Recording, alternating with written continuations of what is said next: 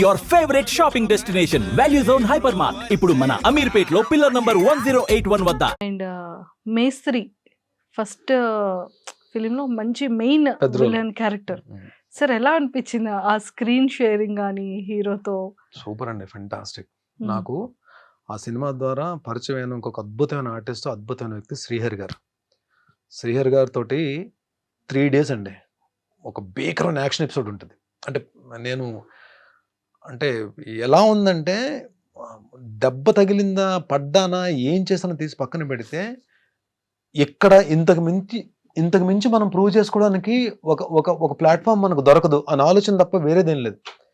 అందులో మీకు చాలా తక్కువ మంది ఆర్టిస్టులు ఈ యాక్షన్ దీంట్లో పర్ఫెక్ట్ టైమింగ్తో ఉంటారు. అంటే పంచ్ పడిపోద్ది మన మీద అన్నట్టు ఉంటుంది తప్ప ఇక్కడికి వచ్చి అవుతుందండి పంచ్ నిజంగా తగిలినట్టు ఉంటుంది. మనకి మూవీస్లో చూస్తే దానికి స్పెషల్ ఎఫెక్ట్స్ వేయకపోయినా సరే పంచ్ మనకు పడిపోయినట్టు ఉంటుంది. అలా ఉంటుంది శ్రీహరి గారి టైమింగ్. మీకు మెగాస్టార్ చిరంజీవి గారు ఒకరు, శ్రీహరి గారు ఒకరు, కొంతమంది చాలా తక్కువ మంది హీరోస్ అండి ఆర్టిస్ట్లో. మనకి ఆర్ఆర్ లేకపోయినా, స్పెషల్ ఎఫెక్ట్స్ లేకపోయినా, నార్మల్గా ఏమీ లేకుండా చూసిన సరే పంచ్ తగిలేసినట్టు ఉంటుంది. అంటే అంత టైమింగ్లో ఉంటుంది అలా యాక్షన్ ఇది. ఆ యాక్షన్ సీక్వెన్స్లో శ్రీహరి గారు ఒక మాట చెప్పారు, చాలా మంచి ఫైట్ జరుగుతుంది, వెళ్ళి పడిపోతే కట్ అని చెప్పి వచ్చేసారు నా దగ్గర శ్రీహరి గారు. నా తెలంగాణ యాస ఉంటుంది కదా, తమ్ముడు అని చెప్పి తమ్ముడు అని మాట్లాడి, ఇది మీ కెరీర్, ఇప్పుడే మీరు స్టార్ట్ చేస్తున్నారు కెరీర్. సో ఎలా ఉంటుందంటే మీ దీంట్లో మీలాంటిది అంటే మీ కెరీర్ స్టార్టింగ్లో ఎవరికైనా సరే ఆలోచన ఎలా ఉంటుందంటే మనం ప్రూవ్ చేసేసుకోవాలని ఉంటుంది. ఈ ఆలోచన, ఈ తపన ఉంది దీంట్లో. మీరు సరౌండింగ్స్ చూసుకోరు. ఇప్పుడు చూడు, నేను వచ్చి ఆయన ఏంటంటే ఇక్కడ పడ్డావు కాబట్టి సరిపోయింది, ఇక్కడ పడితే చూడని చూపిస్తే అక్కడ ఏముందంటే 2 మేకులు ఉన్నాయన్నమాట. అంటే వెళ్ళి పడితే హెడ్ తగిలిందంటే అయిపోయింది, నీ కెరీర్ అయిపోయింది. ఇక్కడతో నీ కెరీర్ అయిపోతుంది Bharani. This what you want. అంటే మనం అమ్మా నాన్నలకి మనం చెప్పుకుని, మన పేరెంట్స్కి కానీ, మన బ్లడ్ రిలేషన్ కానీ చెప్పుకుని ఒక చోట వర్క్ చేసినప్పుడు ఎన్నో ఆశలు పెట్టుకుంటారు. బట్ ఇలాంటిది మనం యాక్షన్, ఎస్పెషల్లీ యాక్షన్ సీక్వెన్స్ అప్పుడు నువ్వు పడేటప్పుడు వీళ్ళు కూడా ఇక్కడ అందరూ ఉంటారు, కానీ ఎవరు వర్క్లో వాళ్ళు బిజీ ఉంటారు, అన్నీ చూసుకోవాలని లేదు, మనమే చూసుకోవాలి జాగ్రత్తగా అని చెప్పి ఒక 5 minutes క్లాస్ తీసుకున్నారు ఆయన. అంటే ఇవన్నీ అంటే నాకు కెరీర్ స్టార్టింగ్లో ఇలాంటి అడ్వైజ్లన్నీ కూడా నాకు చాలా హెల్ప్ అయ్యాయి. నాకు ట్రూ, నిజంగా ఇంత మంచి యాక్టర్కి ఏదైనా అయ్యుండుంటే, దెబ్బ తగిలి ఉండుంటే, ఫేస్ కి ఏదైనా అంటే మంచి యాక్టర్ చెడ్డ యాక్టర్ తెలియదు కానీ దెబ్బ తగిలి ఉంటే మాత్రం డెఫినెట్ ప్రమాదం. అంటే ఆ సినిమాలో ఇద్దరితో పెద్ద యాక్షన్, మోహన్ బాబు గారితో యాక్షన్ సీక్వెన్స్. అంటే ఆ స్టార్టింగ్ లోనే పెద్ద ఆర్టిస్టులతోటి అంటే యాక్ట్ చేసే అవకాశం దొరికింది. ప్లస్ గురుగారు దాసరి గారి డైరెక్షన్ లో. సూపర్. అండ్ సార్ బాహుబలిలో కూడా చేశారు. యాక్చువల్లీ ప్రభాస్ గారు మీరందరూ కలిసి జిమ్ చేసేవాళ్ళు. స్టార్టింగ్ ప్రభాస్ గారు అంటే ఒకటే జిమ్ కలిసి, అంటే అదే టైంలో మేము చేస్తున్న టైంలో ఆయన ప్రభాస్ గారు కూడా వచ్చేవారు. But same gym, slim gym లోనే ఆయన కూడా వచ్చేవారు. Same gym. సో యాక్టింగ్ చేసేటప్పుడు అంటే ఆ బాహుబలిలో ఉండేటప్పుడు ఆ ఇంట్రాక్షన్ జరిగిందా ఇద్దరు? ప్రభాస్ గారికి నాకు కాంబో లేదండి, కానీ ప్రభాస్ గారు, రాణా గారు ఇద్దరు కూడా లొకేషన్ లోనే ఉండేవారు. ఎందుకంటే ఏదో ఒకటి అక్కడ ఏదో ప్రాక్టీస్ జరుగుతూనే ఉండేది. బట్ నాకు ఆయన నేను ఎందుకంటే ఒక్క రాజమౌళి గారు లొకేషన్ లోనే ఏంటంటే అక్కడ చిన్న ఆర్టిస్ట్, పెద్ద ఆర్టిస్ట్ అవేం ఉండవు. అందరు కలిసి కూర్చొని లంచ్ చేస్తారు. లంచ్ లో అందరు మొత్తం రమా మేడము, డైరెక్టర్ రాజమౌళి గారు, వల్లి గారు, మొత్తం అందరూ ఒక దగ్గర కూర్చుంటారు. ఆర్టిస్టులు అందరూ ఒక దగ్గర కూర్చుంటారు. నాకేంటి అప్పటికే ప్రభాస్ బాహుబలి 1 కన్నా ముందే ఆయన బాగా ఎస్టాబ్లిష్ అయిపోయారు. ఆయన టాప్ దీంట్లో ఉన్నారు. అందరు రానాగారు అందరూ కూర్చుంటే నాకు అక్కడ అదే టేబుల్ మీద నాకు ప్లేట్ పెట్టారు. మనకి చిన్న బ్యాడ్ ఎక్స్పీరియన్స్లు ఉన్నాయి కదా, ఎక్కడో చిన్నది ఉంటుంది. ఒరే బాబు, మనకు నిజంగానే అక్కడికి వెళ్ళి కూర్చునే స్థాయి ఉందా, అర్హత ఉందా, ఇలా అంటే మన ఆలోచన ఇలా ఉంటుంది.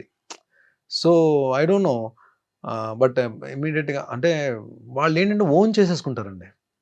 అక్కడ మనిషిని ఓన్ చేసేసుకుంటారు. వాళ్ళే అడిగేస్తారు, మనం ఇది కావాలని చెప్పి మనం ఏది అడగక్కర్లేదు.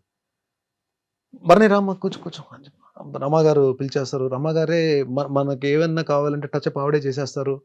రమా మేడమే మన ఆర్నమెంట్స్ ఏమైనా ఉంటే ఆవిడే సెట్ చేసేస్తారు. అసలు మనం ఇది కావాలి, ఇది ఏంటి మన మిర్రర్లో కూడా చూసుకోవాల్సిన అవసరం లేదు.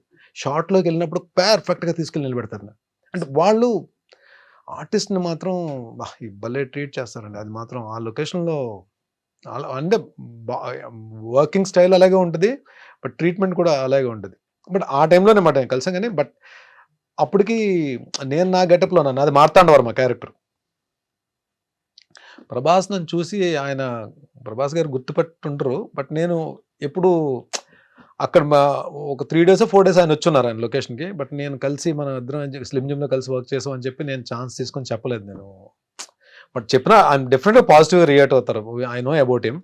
బట్ నాకేందుకంటే నేను ఫస్ట్ టైం అంత పెద్ద దీంట్లో రమ్యకృష్ణ గారు, నాజర్ గారు, సత్యరాజ్ గారు వీళ్ళందరూ కాంబినేషన్ ప్లస్ ఒక 500 మంది జూనియర్ ఆర్టిస్టులు, వీళ్ళందరితో కలిసి అది ఎపిసోడ్ కదా నాది. నా టెన్షన్లో నేను ఉన్నాను. ప్లస్ ఎందుకంటే నేను ఈ మూవీ యమదొంగకి రాజీవ్ అన్న రిఫరెన్స్ తోటి వెళ్ళాం కాబట్టి ఆ క్యారెక్టర్ ఏం తీసుకోలేదు. బట్ దీనికి ఆడిషన్ ఆయనే చేశారు.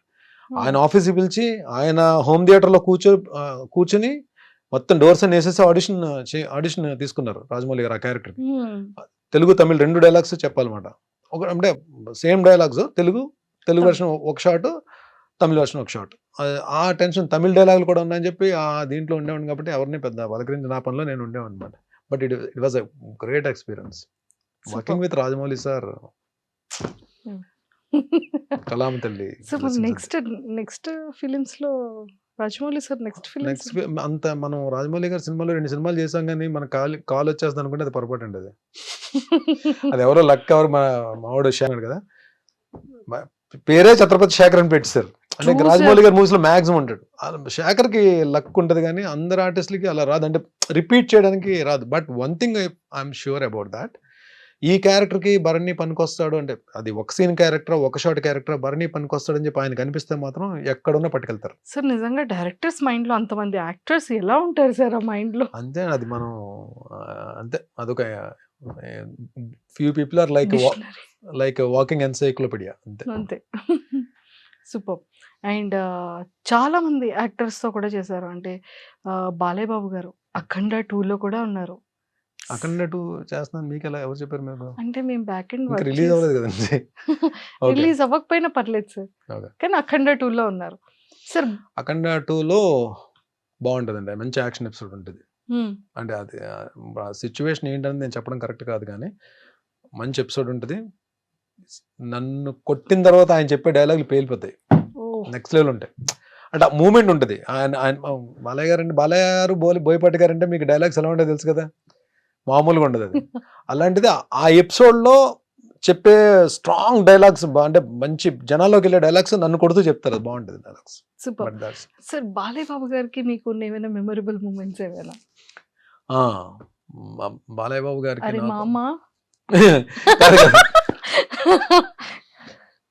బాలయ్య బాబు గారు యాక్చువల్లీ నేను ఆయనతో డిక్టేటర్ అనే మూవీ వచ్చింది శ్రీవాస్ గారి డైరెక్షన్లో.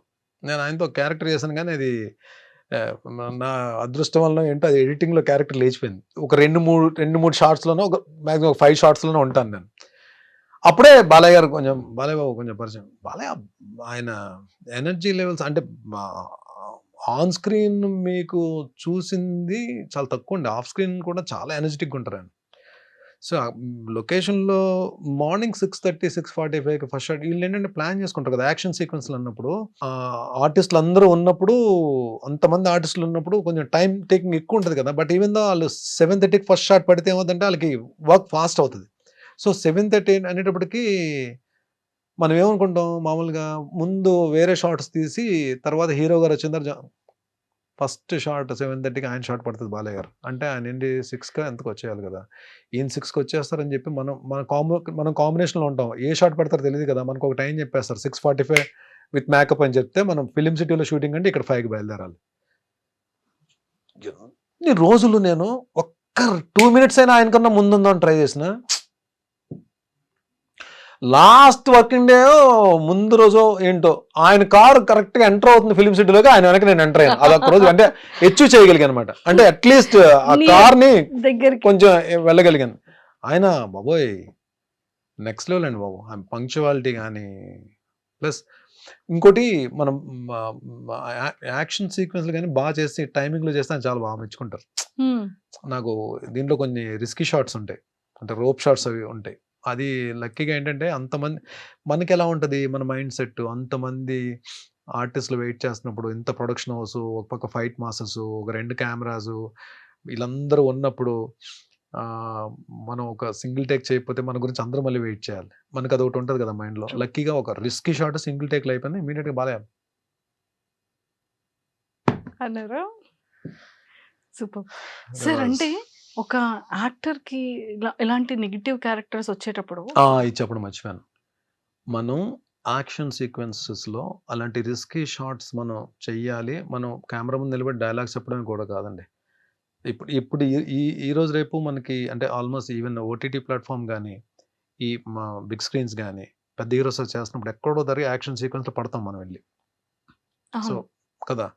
ఈ యాక్షన్ సీక్వెన్స్‌లో పడినప్పుడు రిస్కీ షాట్స్ చేయడానికి మనం అమ్మో! ఈ షాట్ నేను చేయలేను అన్నాం అనుకోండి. అక్కడ డూప్‌ని పెట్టి చేయించవచ్చేమో. కానీ నెక్స్ట్ మూవీ మళ్ళీ మనకు కాల్ రాదు. Got it? You have to risk there. అక్కడ రిస్క్ చేయాలి. నేను చేయలేను అంటే ఆ టైంకి డూప్‌ని పెట్టేస్తారు. మన కాస్ట్యూమ్ తీసేసి డూప్‌కేసి ఆ షాట్ ఫినిష్ చేసేస్తారు. కానీ అక్కడ ఏమవుతది నెక్స్ట్ భరణి వద్దులేండి యాక్షన్ సీక్వెన్స్ 100కి మనోడు చేయలేనని చెప్పంటాడు. అది వెళ్ళిందంటే కరెక్ట్ కాదది. మనం రిస్క్ చేయాలి. ఆ రిస్క్ చేయాలంటే మనకు ఫస్ట్ ఉండాల్సింది ఏంటి? Physical fitness. ఫిట్‌నెస్ ఉంటే మనం ఫిట్‌నెస్‌లో ఉంటే ఎలాంటి రిస్క్ షాట్ అయినా చేయడానికి మనకి ముందు ఇది చెప్పేస్తది ఇది. Connection between heart and mind. ఇది గట్స్ దీన్ని జాగ్రత్తగా తీసుకెళ్ళరా అని చెప్పి. ఆ టైమింగ్‌లో గాని చేయగలిగితే మనం happily we can do. Super.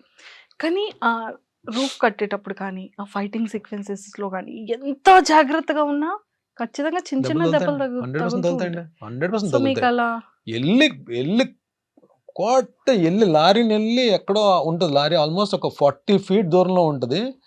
ఎళ్లి లారీకెళ్ళి గుద్దుకుంటే ఆ లారీ నిండా గన్నీ బ్యాగ్స్ ఉంటాయి. నాతో పాటు ఆ బ్యాగ్స్ అన్నీ కింద పడతాయి. ఇది షాట్. ఇది. షాట్ తేడా అయిందనుకోండి మళ్ళీ కిందకి పడిన గన్నీ బ్యాగ్స్ అన్నీ మళ్ళీ లారీ ఎక్కించాలి. బా! కదా! ఇక్కడ ఎంత ఎంత వర్క్ కదా! ఈళ్ళకి అంటే అది అలా ఎళ్ళిపోతది ఫ్రేమ్‌లో షాట్. హ్మ్. ఫ్రేమ్‌లో మనకు సినిమా చూసినప్పుడు అలా ఎళ్ళిపోతది. కానీ దాని వెనక ఎంత ఉంటదంటే వర్క్ అసలు అమ్మో! బ్లాస్ట్‌లు అవుతాయి.